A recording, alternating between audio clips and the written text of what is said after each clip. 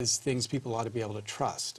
So it has a very strong interest in maintaining that reputation. Now, I personally have been a critic of Google in some of the ways they've implemented their privacy policies. I think they've sometimes been insufficiently sensitive to some of these issues. But the one thing that's important here is that they remain within a market of lots of competitors who are trying to build a better Google or a better infrastructure here, and they face that competition. I think it's also a concern that they might develop to be so powerful in the market that the government's got to worry about whether they've got too much monopoly power relative to other people too.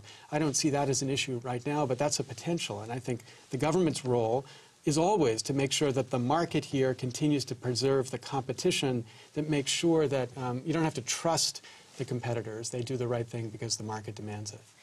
And the issue of companies like Yahoo handing over personal information, for example, to China. Yeah. This is extremely hard. And I think what companies have got to do is decide first where they ought to be based on the values of the country where they're going to be, because wherever they're going to be, they're going to need to comply with the law. Now, there was one issue with China, with Yahoo, was whether in fact they needed to be as efficient in their compliance with the law.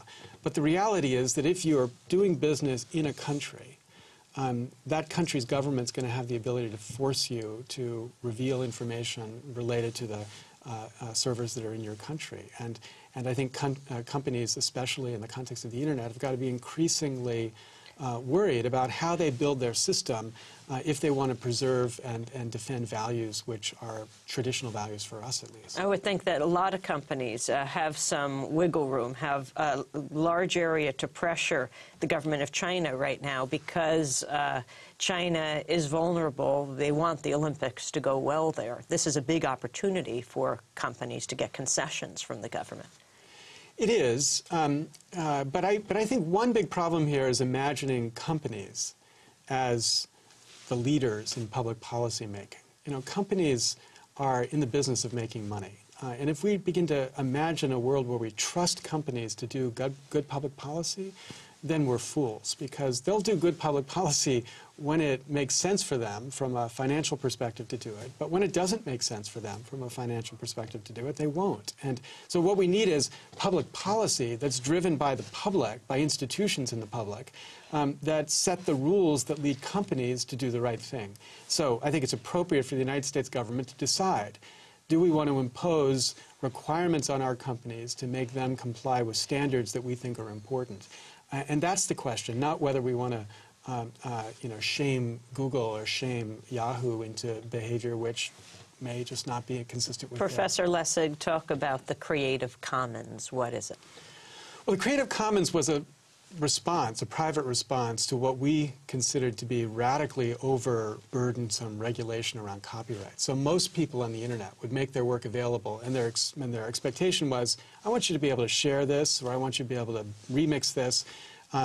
Maybe not for commercial purposes, but I want you to be able to do stuff with it. Well, copyright law said, well, the only way you can do this is if you get permission first. And of course, this created a huge amount of uncertainty and burden. What Creative Commons does is give people a simple way to mark their creative work with the freedoms they want it to carry.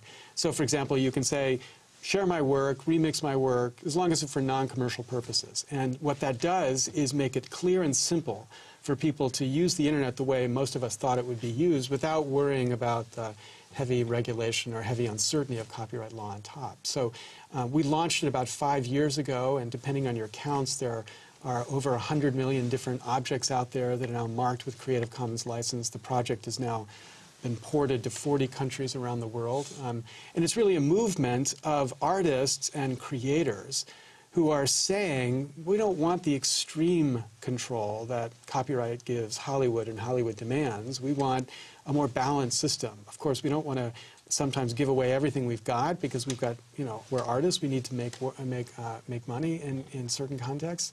But we certainly want to enable people to be able to share and build upon their work. Professor Lessig, explain your Change Congress project.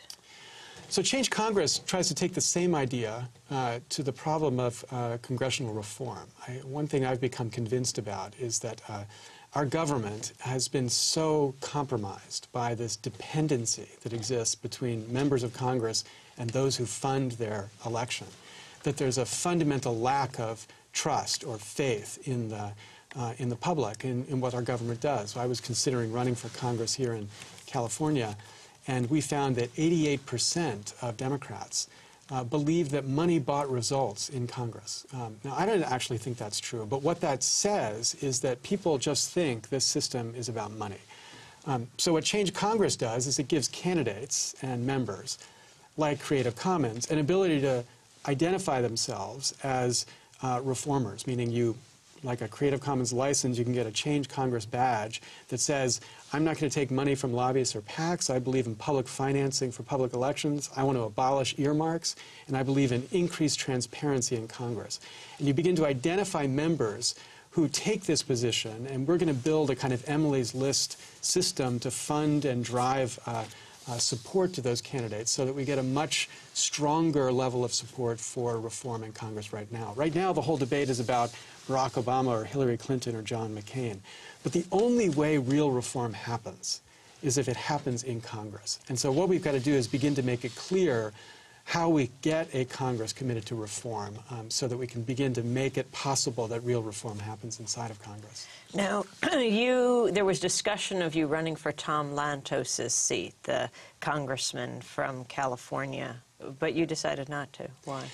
Yeah, I decided not to because, first, there's a fantastic woman who is running, Jackie Spear, who has very solid progressive values. But I wanted to run a campaign that was focused exclusively on these process issues. I think it's outrageous that members of Congress take money from the people they're trying to regulate, and I wanted to focus the campaign on that issue only. And what we found as we did research, polling, was that because there were only 40 days between the time I would announce and the election, there just wasn't enough time to make this issue salient in the district so that people would know enough to be able to choose me for this issue. So the fear was I would go out there and run a campaign about reform, I would get defeated pretty substantially, and everybody would take from that a message about the fact that the reform movement can't succeed, when in fact it should be understood as a message about how extraordinarily popular this very competent and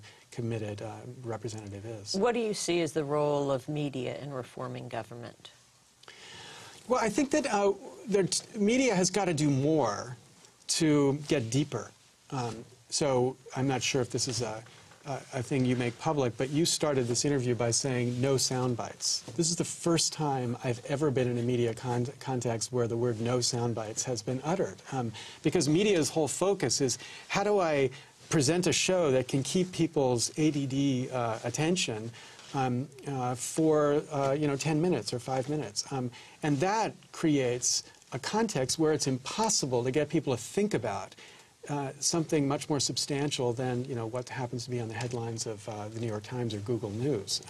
So I think media has got to find ways to get people into this story. So for example, this issue of Change Congress is about how do we make the process work. It's not about how do we make Democrats love Republicans. I think we've got to have real battles between the two parties about substantive issues. I hate to say it, but we have 5 seconds left. Okay.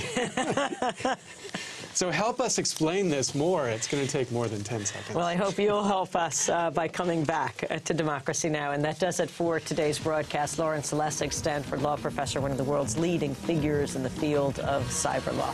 Founder, co-director of Stanford Law School's Center for Internet and Society. I'll be in Houston tonight, New Mexico, and Colorado over the weekend. I'm Amy Goodman. Thanks for joining us.